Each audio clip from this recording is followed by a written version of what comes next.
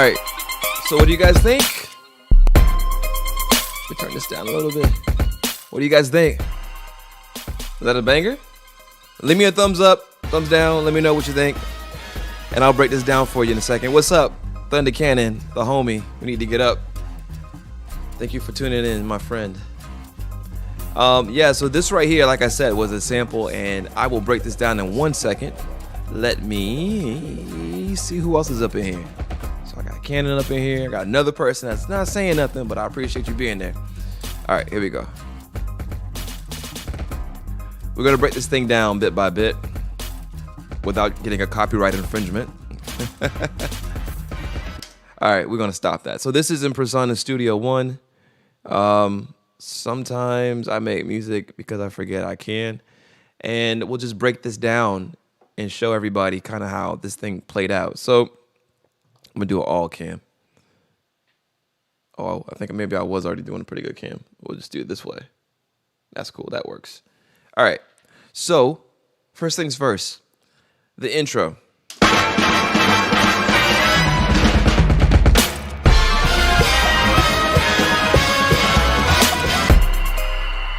That right there was critical in that I needed to figure out how did I want to set the vibe. When I first did the beat on the live stream back in November, the tempo was way slower. I don't know if I was tired or something, but the tempo wasn't hitting like it needed to hit, and it didn't have the energy that it needed to have. So I sped this up, and it's a little bit faster than the original one, than the original song, but it gives you that good grittiness to it that it has, and it also has a bunch of other layers in it. So if I were to mute that sample and we were just gonna play the other parts, you'd hear some of the coloration that's happening in the background. Check this out.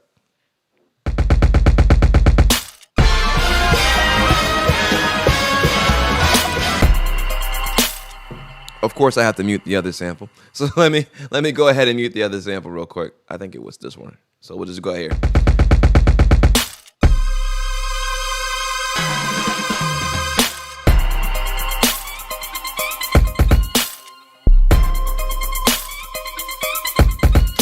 So now that the beats kind of dropped, you can kind of consider this the payoff for the build up in the beginning of the song.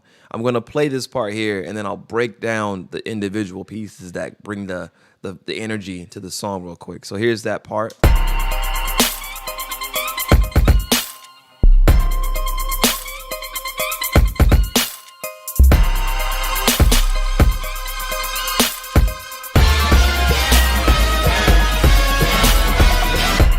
All right, so with the sample in there, it does carry because everything was kind of constructed around that sample. But when I take that sample out, let's just hear what it sounds like without all the sample energy happening.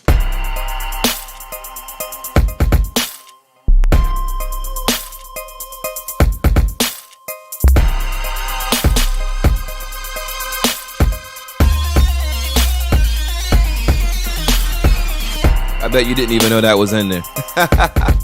It's all happening in the background.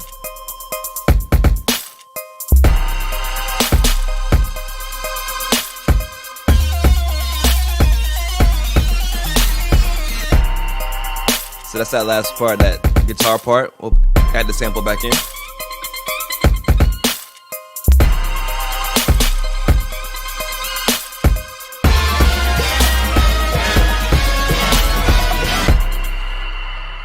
So you heard what it sounds like with the sample and without the sample. And the fact is, without the sample, it's still a very full beat. Matter of fact, it's a fine beat by itself. You know what I'm saying? Definitely Timbaland-esque. That's one of my favorite producers of all. That's my inspiration, my Mount Rushmore producers for me.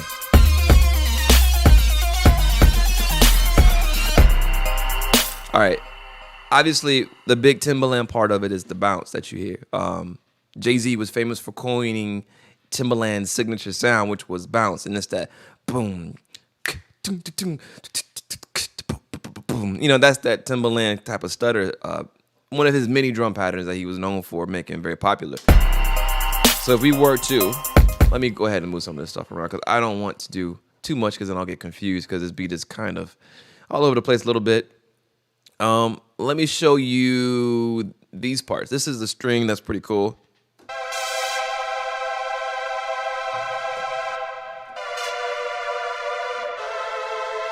That's happening here, and I'll solo that part for you so you can hear it.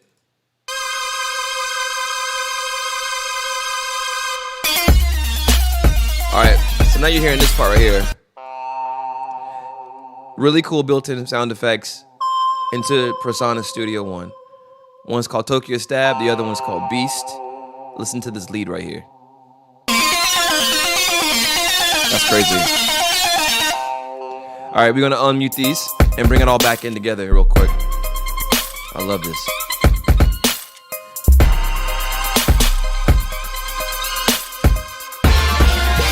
And we'll look at the drums real quick.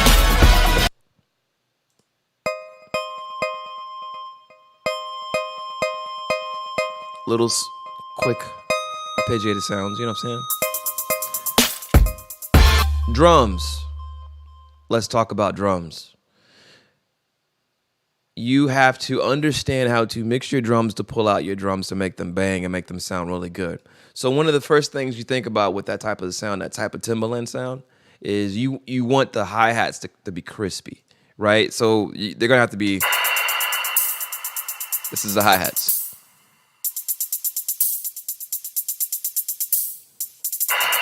We'll stop it. You're hearing sound effects and stuff, and normally he has sound effects in his types of beats that he makes, and I really wanted to have that same essence here. So with this hi-hat, the hi-hat is right here. In Impact, I actually have a filter on this, and I'm cutting it off pretty heavy. It's just a high-pass filter, and I'm cutting it off pretty heavy, just so that I can get that crispy sound. If I took it off, it's got a little bit too much bottom end for me. This is off. This is on. You see what I'm saying? Also, I've got like a nice little reverb on this because it adds to the essence. Now, if I took all the effects off, take the reverb off, take the filter off, listen to this. Doesn't sound as cool as this. That makes a difference. That makes a huge difference in the vibe of it. Let's go to the drums. The actual kick. I'm not a huge fan of this kick. It serves its purpose. If I find another kick, I'll change it. But this kick right here, they call it kick donk. I had to kind of carve this out a little bit because I wasn't too big on it. So let me show you kind of what it sounded like without the EQ carve. Sounds okay. A little too blocky. This sounds a little bit more punchy, you know, because I took some of the body out and took some of that blockiness out of the kick. This is that, you know. That's that timbaland snare everybody thinks about. And that's where you get that nice crispiness to it. So let's just do the drums and let you guys hear what the drums sound like.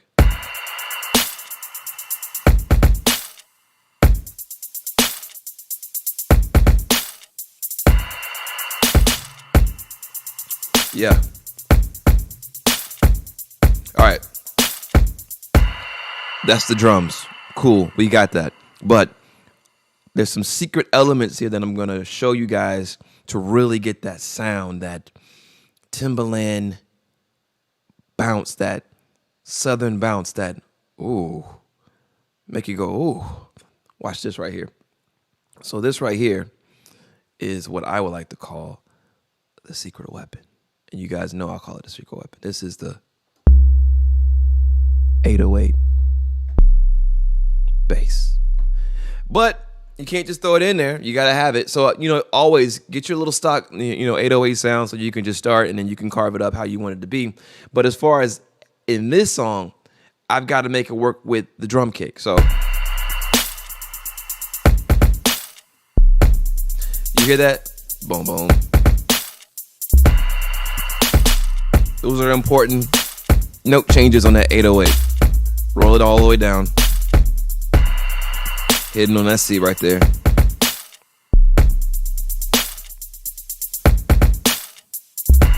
Yeah. Nice. You can kind of see it. Coming all the way down. All right. Now, you guys are hearing it after it's been mixed. But essentially, let me break down the other secret to getting your mixes to kick and hit harder. You have to side chain your bass, because if you don't side chain your bass, what's going to happen is all of your bass notes are going to clash, and you may get some phasing, and it's going to sound pretty muffled. What you want to do is you want to carve out spaces, almost like Tetris, for these different elements. Think of a one piece of music like a Tetris line, right? I don't want them all clashing. I want to make a line. I want them all to fit as much as possible, right? So you're going to have to make spaces for different frequencies to exist and within a composition. So let me show you what I'm talking about. It basically is like this. When my kick hits, I want my sub bass to go away, to kind of go down a little bit, because I don't want it competing with the sub or the lower sub frequencies of my kick. Otherwise, it will be a complete competing sound and it won't sound great, okay? So what we do, we call side chaining, is we take the kick sound and we literally make it drive down the sub bass. And that way, as soon as the kick attack hits, we can bring it right back up on the sub bass part and get that nice depth, that prolonged, or sustained bass presence that people love, that growing sound. You can kind of hear it. We'll cut the hi-hats out real quick so you can hear it.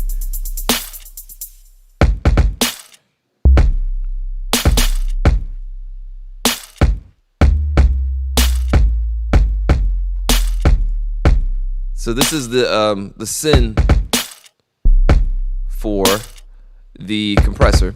This is actually where the compressor is happening, right here. You see this little light yellow line? I don't know if you probably can see that. But there's a yellow line here that's showing you where the threshold is being hit and the gain reductions happening on the bass. Okay? It's keeping it down. It's working pretty good. Play around with these, get your ratio set, get your attack set, get your release set, or whatever. You're gonna have to figure it out for every song. It's a little different, but for the most part, well, as long as you get it active with your threshold and then you just start ducking it a little bit, you can figure out how long you want it to be. It's also a very popular method for like pads on like EDM songs. It kind of gives you that whoom, whoom, whoom, whoom, whoom. It lets their mixes be super huge without killing the sound or making it sound too muffled. That's another secret that EDM producers use, and I got this from my EDM friends who used to make EDM music and stuff like that. All right, let's get back into this. So, you heard the massive, which is the sub. You heard the drums, but let's get to the second part though. Right here, this part right here. What's going on right here, right? I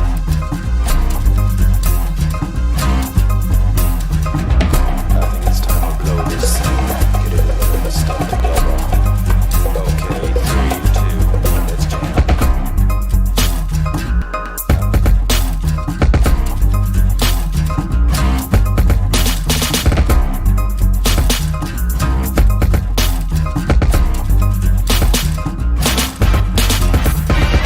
All right. I know. I know. That was a lot. Okay. Producer mindset real quick. I needed 2 parts of this beat. It couldn't just be that first part only. It had to be, for me, it had to be another part. Because I can rock with the first part for a while. I can manipulate that. I can make that part right here sound cool with different variations. But at the end of the day, to take it to the next level, you always want to have like, you can call it like a bridge or a breakdown or whatever. Basically, it's just another part of the beat where it goes to a different vibe, but it still has that energy. And that's kind of like coming from the church background, coming from any kind of musician's background. You know what you want to have happen emotionally with the song, and that's where this is. Interestingly enough, in this song, it feels very different because it's darker.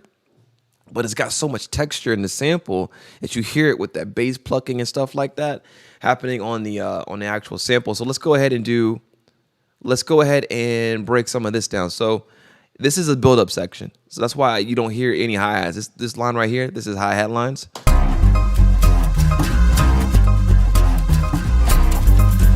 Let's take the sample out. I think it's time to blow this scene. This other sample too.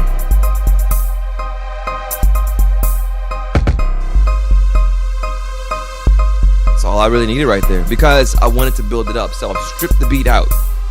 Let's go ahead and add the samples back in. Get everybody stuff together. Okay, 3, 2, 1, let's jam. So if you've ever listened to the actual, if you ever watched the show, the beginning of the intro has the talking in it. And in the beginning of the intro, that's actually this part right here. I think it's time to blow this scene. Get everybody stuff together. That's what that part is. And so it is there. And the cool thing with this being jazz is it's not perfect as far as like the original instrumentation is kind of loose, which is great with jazz. But with modern beat production, you kind of like, you have to figure out how to kill certain frequencies to kind of hide certain clashes and things like that. This is the original sample here. That's pretty much how it is. It's unchanged. I didn't really do too many effects to that, but let's take that out and let's take this part out and I'll show you what else is going on here. So there's a piano sound here.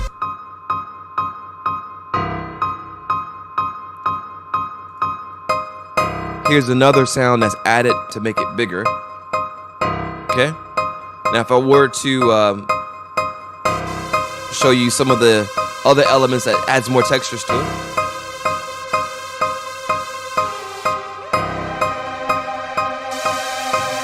Yeah. All right. So here's where we're gonna go now. Let's go here to the second part of the breakdown. This part right here is where I wanted to take it to another level and kind of like freak the beat, you know. I've always been, ever since back when I was doing stuff like, back in my solo album days when I was making one song. I remember it was called Styles. That particular song, I've got a lot of like, you know, all that type of drum stuff happening, and I like it, and it sounds good today. And that song was made like back in 2010. So if it's timeless, then keep it going. And if nobody else is really like overutilizing it in the industry, let that be your trick. Let that be your thing. Do that. You know what I'm saying? So let's go ahead and break this part down right here. This is the second part of the bridge.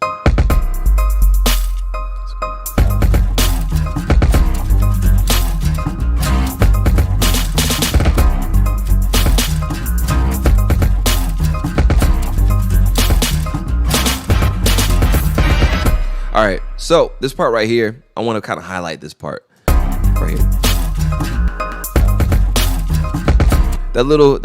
Yeah, exactly, Styles. That little glitch that you're hearing there was done to add something that you wouldn't expect. You wouldn't expect it to do that. I like that. It's musical, but it's pleasing.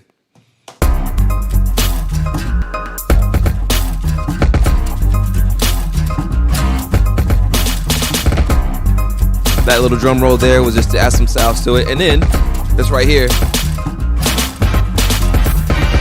why is that in there, right? You would say, why is that last part put back at the end? Well, here's the thing, right?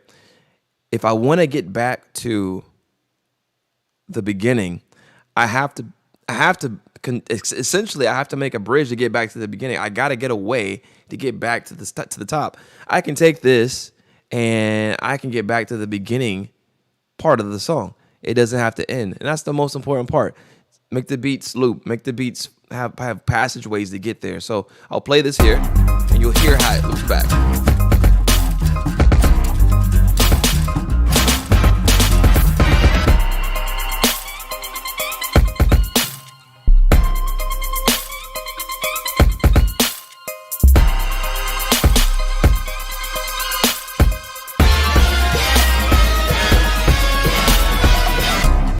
All right. So all that being said, right? This beat technically took me, it's May now, so technically it's 7 months. I first made what you heard on the internet, and then I made pretty much the base of this beat right here, and I left it alone for 5 months. And I didn't have a reason to necessarily go back and do it, but I was going back and I was looking at some of the stuff that I had done on lives, and I was kind of like, well, why didn't I print some of this stuff out? Well, the reason why I didn't export this as like an MP3 and put it up on my channel was because I didn't finish it. So I was like, let me go back and finish some of these and make these sound better. But I wanted to also do a breakdown into the psychology of what it takes to make a beat sometimes. Sometimes you're not going to be very happy with where you're going with a beat. You may use a sample and you don't like the way that that sample is.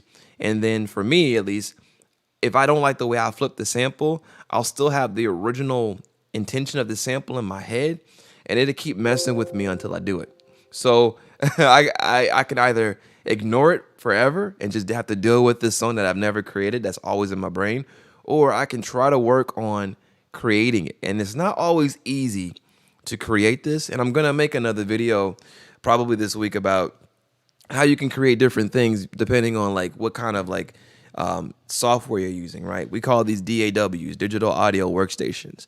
And, you know, you probably are looking at what I got. You see I got this keyboard right here.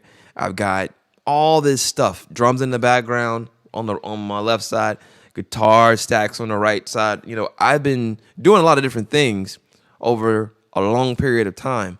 But for a lot of people, they just haven't started out that way, and they're just trying to figure out how does their brain work? How do they process music and stuff like that? So for me, I want to try to give back and help as much as possible to anybody who just happens to come across this particular information. Like I said, I'm gonna try to make you guys get better by just giving you guys some honest information from an angle that probably you're not getting from other people.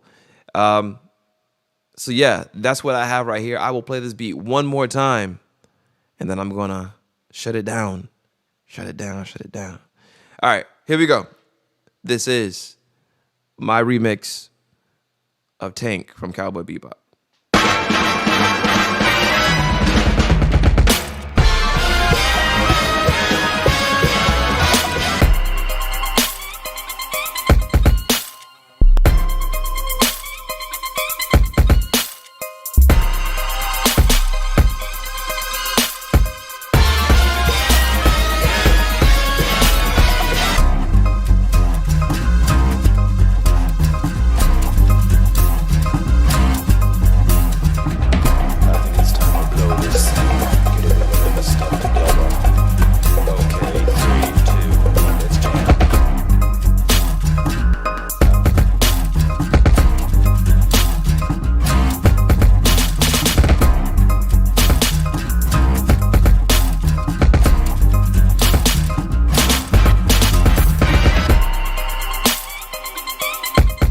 Thank you guys for tuning in.